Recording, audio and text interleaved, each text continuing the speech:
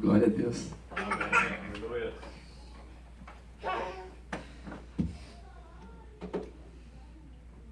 Estou muito feliz de estar aqui com os irmãos. Assim, cheguei quarta retrasada, então estou há 1 semana e 3 dias aqui. 4 dias completando hoje, e tem sido um tempo muito bom de aprendizado. Tempo que eu tenho buscado em Deus muitas coisas, então eu realmente estou muito feliz porque estar aqui é o cumprimento de uma promessa que Deus fez na minha vida. Então eu sei que eu estou no lugar certo, na hora certa, fazendo a coisa certa para a glória de Deus.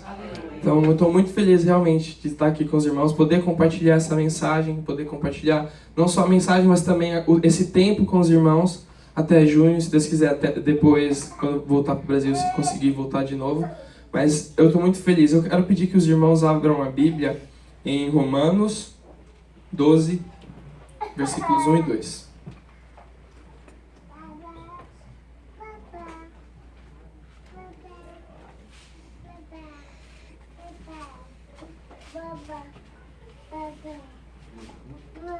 Versículos 1 e 2.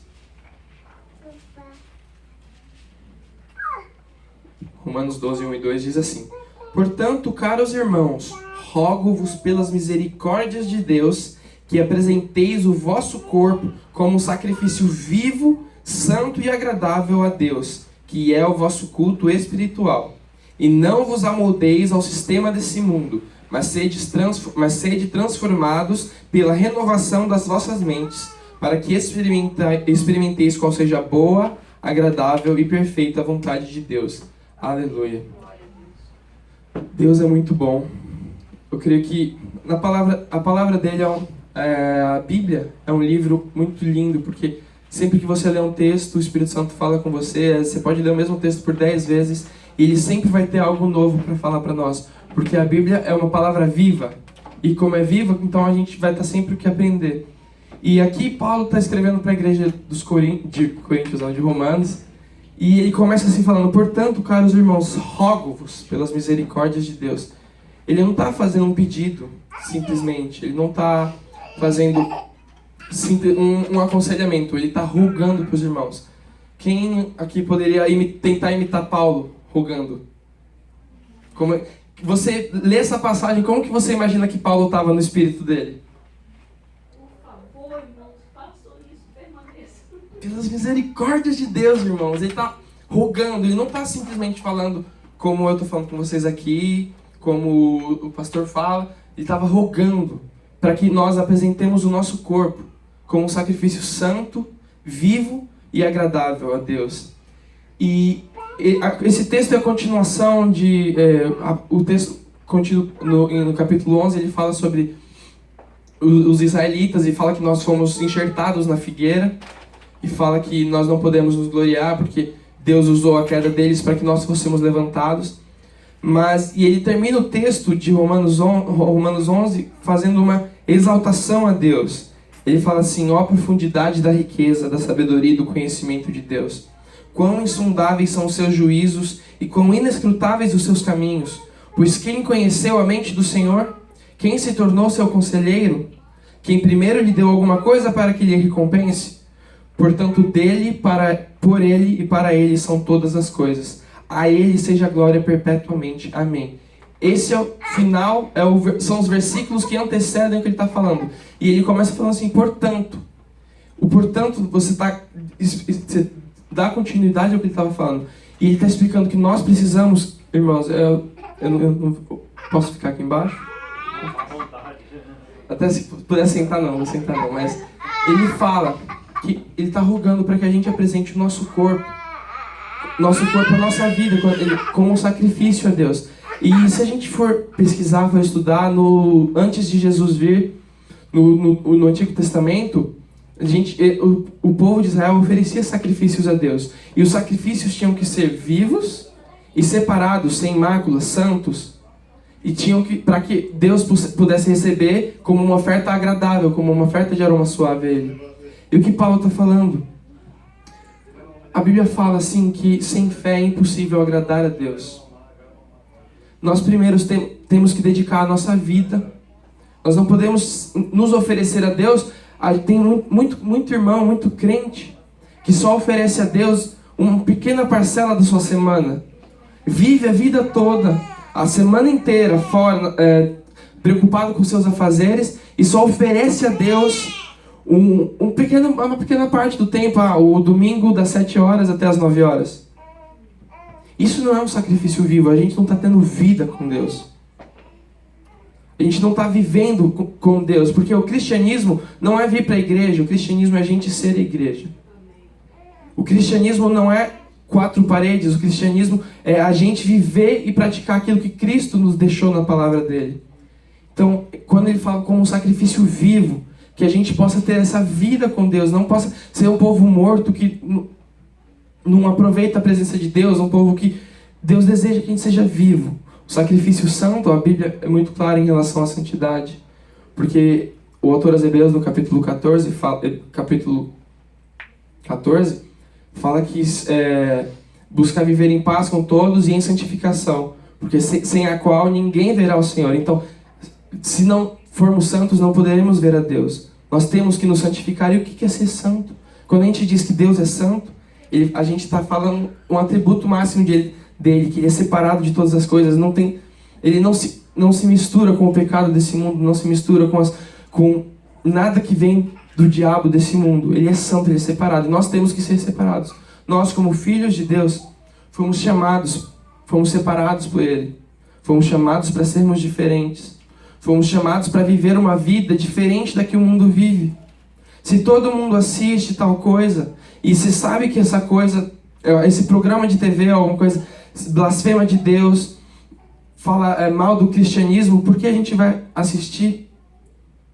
Porque uma vez eu aprendi lendo um livro, e ele fala sobre a adoração do Zach Nees, lá da Gateway, How to Worship a King.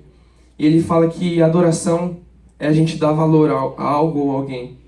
E aquilo que a gente dá valor é aquilo que a gente mais adora, aquilo que a gente adora. E ele contou um testemunho dizendo que um dia ele planejou para sair ir no cinema com a esposa dele.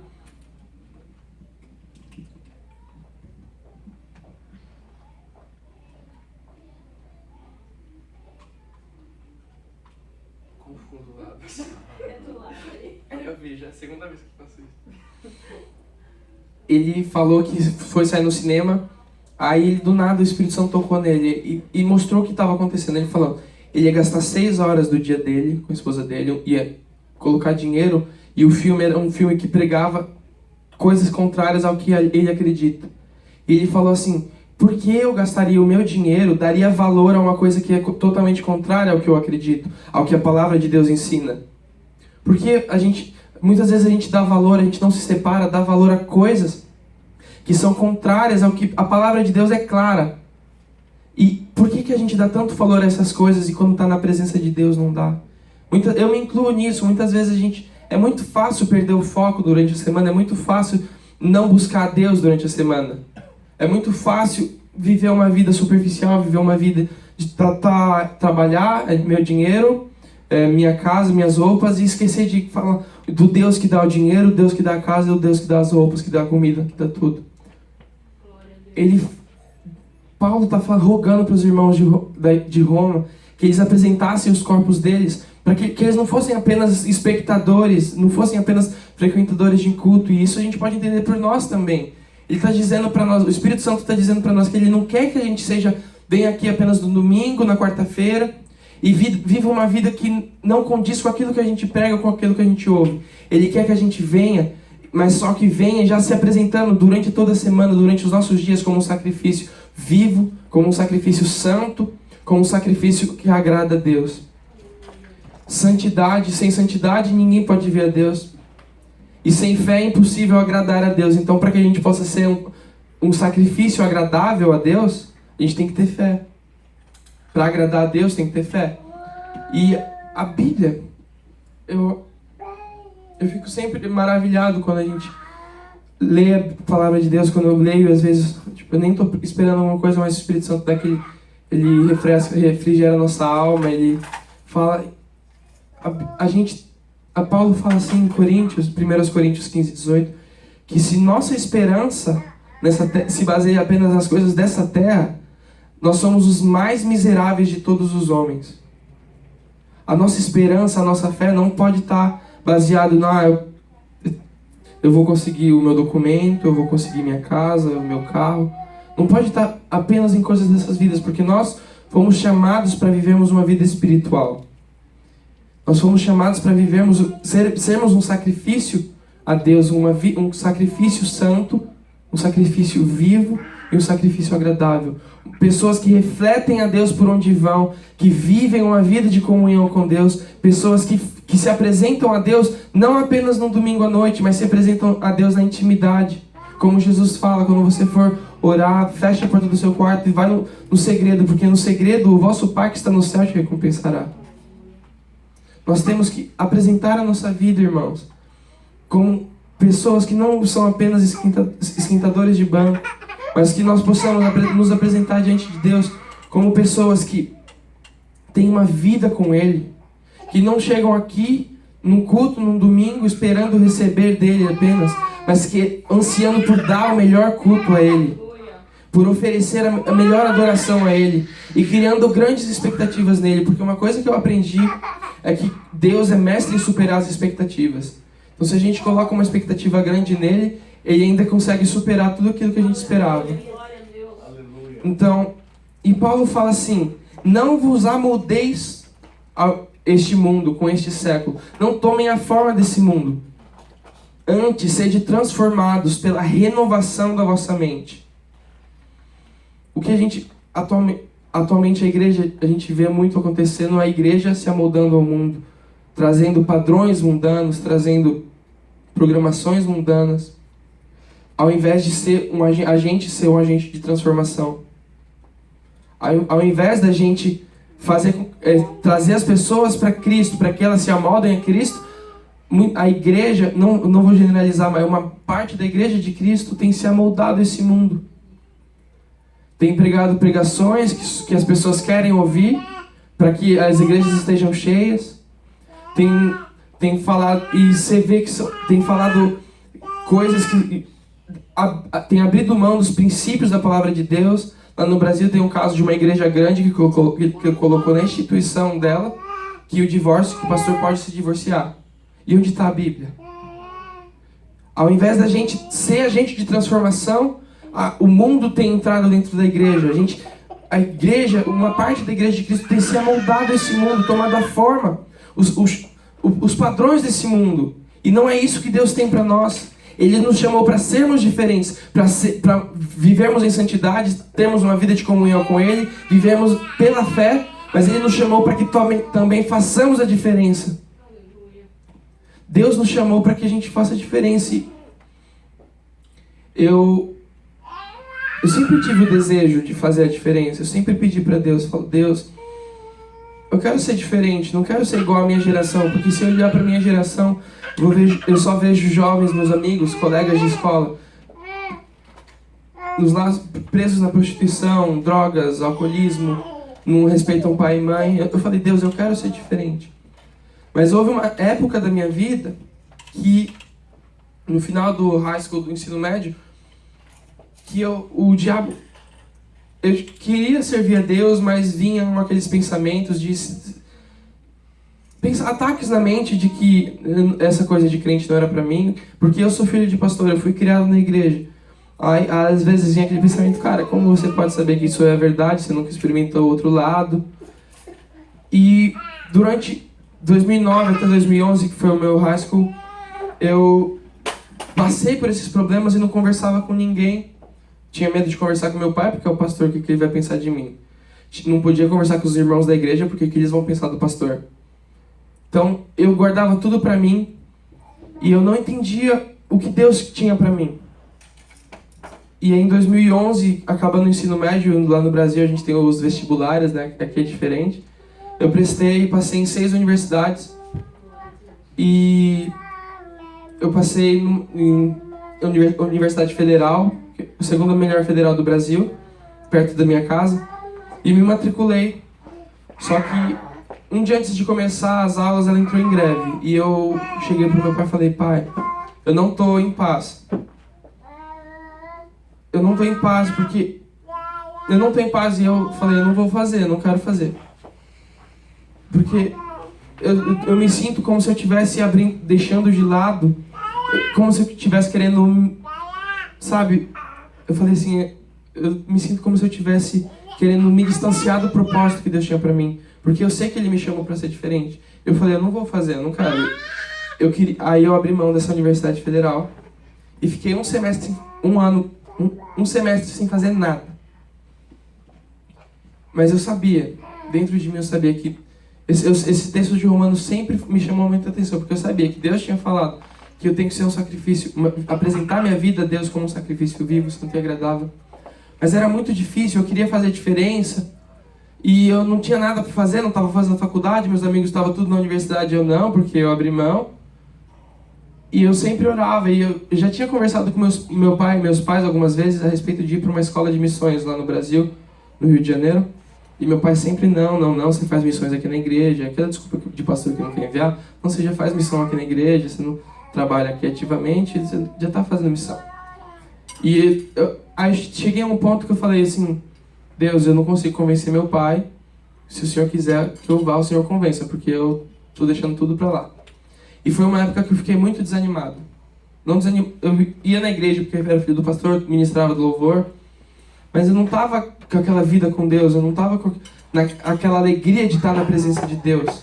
Eu estava em conflito. Eu não estava buscando viver os planos de Deus para mim, os propósitos. Eu simplesmente tinha aberto mão de tudo. E em 2012, no começo de 2012, eu fui me alistar no exército, porque eu tinha completado 18 anos. No começo de 2013, que 2012 eu passei esse ano de molho. E eu fui me alistar no exército e falei, não faço faculdade, não trabalho, não estudo, não faço nada, eu vou servir o exército, pelo menos eu tenho alguma coisa para fazer. Mas já tinha desistido dos planos de Deus. E cheguei na última chamada tal, e iniciei entrevista com o sargento para ele falar, você quer servir ou não? Eu ia falar sim, ele ia me mandar para servir, ia ficar 1 ano no exército. E aí chegou que nesse dia, assim que eu desci da moto, com meu pai foi me levar de moto para lá, ele falou assim, filho, fala que você é um missionário da igreja. Eu não entendi nada. Falei, eu vou falar nada. Eu ia desobedecer meu pai. De tão desanimado que eu tava. E eu falei, eu pensei, né? Não falei, eu não vou falar nada, eu vou falar que vou servir. Só que nesse dia, como Deus é bom, eu sou muito grato a Ele, porque Ele mudou todos os planos do quartel, porque a gente ia fazer entrevista com o sargento, e a gente, na verdade, só chegou lá, ficou sentado por 2 horas, eles carimbaram o nosso papelzinho para voltar 2 semanas depois para fazer a entrevista. E Deus já preparando tudo, e eu não entendi nada, só aí reclamando, porque passei 2 horas sentado no chão. Voltei para casa triste e tal, aí cheguei em casa, fui almoçar, 3 horas da tarde, meu pai chegou para mim e falou assim, filho, se você quiser ir para a escola de missões, eu deixo. Eu te libero. Aí eu não entendi, mas eu falei, eu quero, com certeza quero, já tô lá. Porque vai que meu pai mudasse de ideia, então eu tinha que falar que queria. Eu falei, não pai, você falou? E eu falei que queria, mas aí depois meu pai foi me explicar. Ele me falou que quando ele estava indo me levar de moto, ele estava orando pelos filhos, e ele falou, Deus, eu te entrego meus filhos, entrego a vida deles para o Senhor. E Deus falou assim claramente para ele, você não entrega nada. E aí ele falou, não Deus, eu entrego sim, eu todo dia oro por eles, eu entrego. Deus falou, você não entrega nada. Você falou que ia entregar o seu filho para missões no ano passado, e você não entregou. E esse ano você está fazendo a mesma coisa. E aí eu vi que Deus responde orações, e que porque eu sei do meu chamado, eu sei que Ele me chamou. E eu estou falando tudo isso para dizer para os irmãos que nós fomos chamados para sermos diferentes. E aí Deus, a partir daquele dia que meu pai falou que eu podia ir para a escola de missões, parece que aquela chama se acendeu de novo. E eu fui para a escola de missões, foi um ano muito abençoado. Fiquei 5 meses na escola e 4 meses no campo missionário lá em Manaus, servindo numa igreja, trabalhando com jovens, com louvor, com crianças, com tudo, fazendo de tudo, até faxina na igreja, essas coisas. Mas foi um tempo muito bom, e foi quando Deus reacendeu a chama. E aí foi quando eu decidi dedicar a minha vida, realmente, assim, de coração a Deus. E eu precisei passar por tudo isso para entender que a minha vida tem que ser, eu tenho que oferecer a minha vida a Deus como um sacrifício vivo, não posso ser morto. Eu estava muito desanimado, eu não tinha vida com Deus. Eu passei por tudo isso para entender que eu precisava viver em santidade, que Deus nos chamou para ser santos, que Ele diz que nós podemos vencer todas as coisas porque é Ele que nos fortalece. Eu tive que passar por tudo isso para entender que se eu tiver fé, eu posso agradar a Deus. Eu tive que passar por tudo isso. E muitas coisas na escola de missões, quando eu fui, Deus pegou as estruturas e tirou da minha mente. Porque tinha muitas coisas que estavam bem amoldadas a estruturas religiosas. E Deus não criou religião, Ele criou um relacionamento. Glória a Deus. E então, essa religião faz parte do padrão do mundo. E tinha estruturas religiosas na minha mente que Deus teve que quebrar e tirar para que eu pudesse me alinhar com aquilo que Ele tinha preparado para mim. E foi um tempo de muito quebrantamento. Para nós sermos transformados, para que a gente possa viver e apresentar a nossa vida a Deus em santidade, em adoração, uma vida de fé, a gente precisa ter a nossa mente transformada. E não tem como se ter uma mente renovada se o que está velho não for destruído. Glória a Deus. Paulo não fala que a gente tem que ter a mente transformada pela renovação da nossa mente. Tem que renovar, tem que fazer novo. A renovação é o quê? Você pegar uma coisa que é velho, tirar o que é velho e fazer novo, você renovar. E ele fala assim, porque muitas estruturas são colocadas diariamente na nossa mente. O diabo, aqui fora, ele ataca a nossa mente toda hora. Você tem o outdoor, tem a TV, internet, tudo. São padrões que ele tenta colocar na nossa mente. E são coisas que a gente precisa ser renovado, precisa entender que não há como receber o novo de Deus segurando aquilo que é velho. Porque é claro, a palavra de Deus é clara que a gente só vai experimentar a vontade dele, que é boa, agradável e perfeita, se a gente for transformado, se a gente tiver a nossa mente renovada. E Deus, Ele é muito bom. Ele deseja que nós entendamos, porque que a gente, desculpa, irmãos, perdão. Deus deseja que a gente viva uma vida e a gente entenda que é possível ter a mente renovada. Porque uma das coisas que mais me ajudou e me ajuda até hoje é praticar aquilo que a palavra de Deus diz a respeito de mim, a respeito do chamado. Porque se a Bíblia diz, tudo posso naquele que me fortalece, ela não está mentindo, ela diz que eu posso todas as coisas naquele que me fortalece. Se a Bíblia diz que em Cristo nós somos mais que vencedores, a gente é mais que vencedor. A Bíblia, Deus, o Espírito Santo está falando isso. Se ele fala assim que nós somos raça eleita, sacerdócio real, nação santa, povo de propriedade exclusiva de Deus, nós somos. A mente de Deus, aquilo que Deus fala para nós é o que importa. Nossa mente tem que ser renovada para que o padrão de Cristo, para que a mente de Cristo, como Paulo fala em 1 Coríntios 2,16, para que a mente de Cristo seja estabelecida em nós. Se a Bíblia diz que nós podemos viver em santidade, nós podemos viver em santidade. Se a Bíblia diz que nós podemos viver em fé, nós podemos viver em fé. Eu costumo dizer que a nossa fé é a resposta do nosso ser, do nosso coração à fidelidade de Deus. Porque, por exemplo, se Deus diz para mim, usa uma palavra profética, por exemplo, e fala que eu vou viajar o mundo todo, isso que Deus falou tem que gerar fé no meu coração. Porque eu sei que Deus é fiel e Ele vai cumprir o que Ele falou. Então, se Deus é fiel e vai cumprir o que Ele falou, Ele sabe que eu posso chegar lá, que eu posso viajar. Então, a fidelidade de Deus gera fé no nosso coração.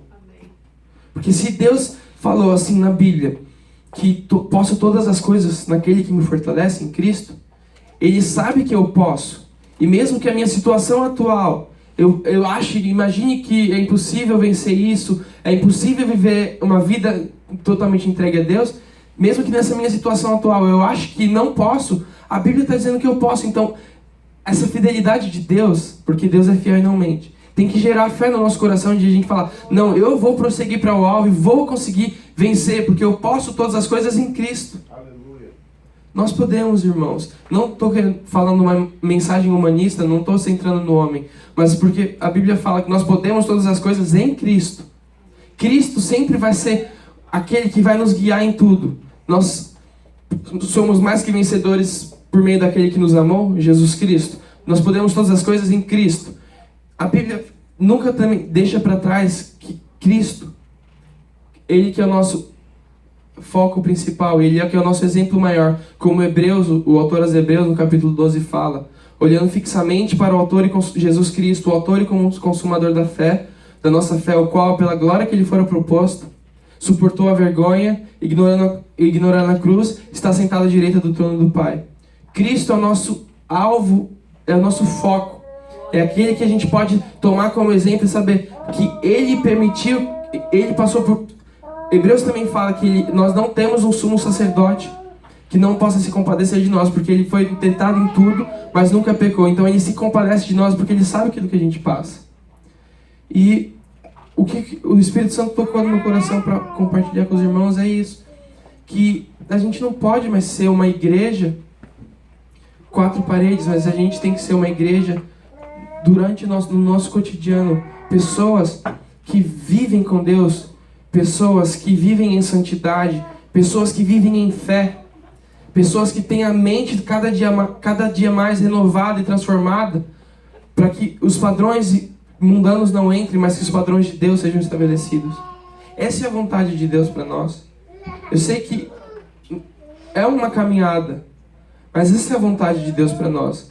Ele não nos chamou a igreja, Ele não nos chamou aqui para que a gente seja apenas uma instituição, para que a gente venha só de semana, venha alguns dias da semana. Ele nos chamou para sermos igreja. Ele fala que nós somos pedras vivas construídas sobre a pedra angular que é Jesus. Ele nos chamou para sermos igreja. E a igreja, onde quer que nós passarmos, a gente tem que mostrar quem Cristo é. Exalar a fragrância e o perfume de Cristo, como Paulo também fala. Como Paulo também fala, sermos como cartas vivas. Esse é o desejo de Deus para nós. E ele fala isso muito forte comigo, que essa é uma das minhas orações, que Deus possa aquecer o nosso coração a um ponto que a gente não se conforme com a situação da igreja atual, não se conforme com a situação de um cristianismo morno, de um cristianismo que não faz a diferença, mas que Ele acenda no nosso coração uma chama para que a gente possa fazer a diferença, para que a gente possa trazer pessoas para a casa dEle, para comunhão com Ele. Deus nos chama para sermos diferentes e para fazermos a diferença. E é isso que Ele colocou no meu coração. Eu creio que eu vou pro violão, tá? Eu vou orar e a gente vai ministrar uma canção que o Espírito Santo me deu. Glória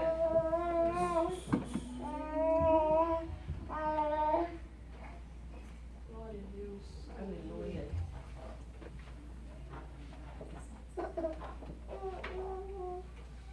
E essa canção foi uma resposta minha à fidelidade de Deus.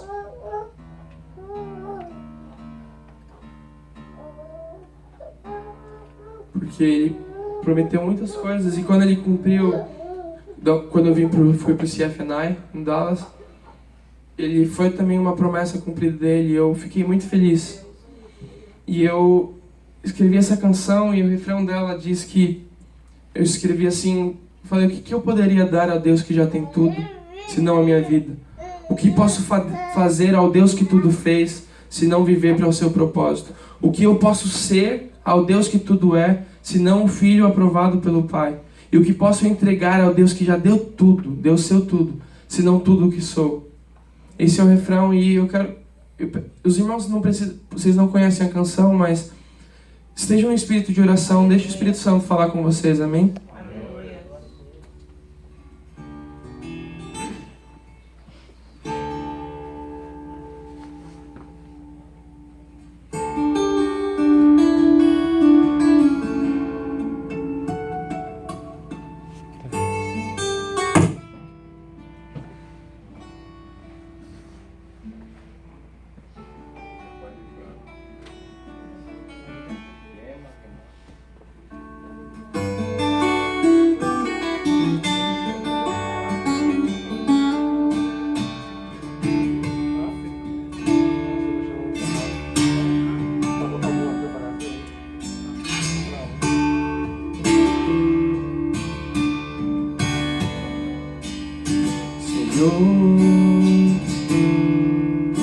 como agradecer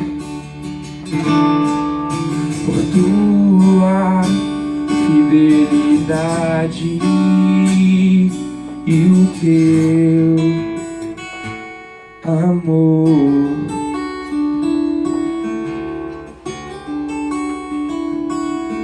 Senhor,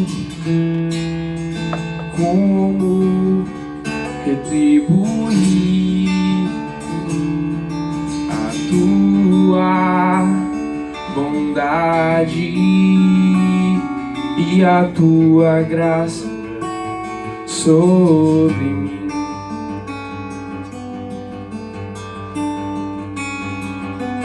O que darei eu a ti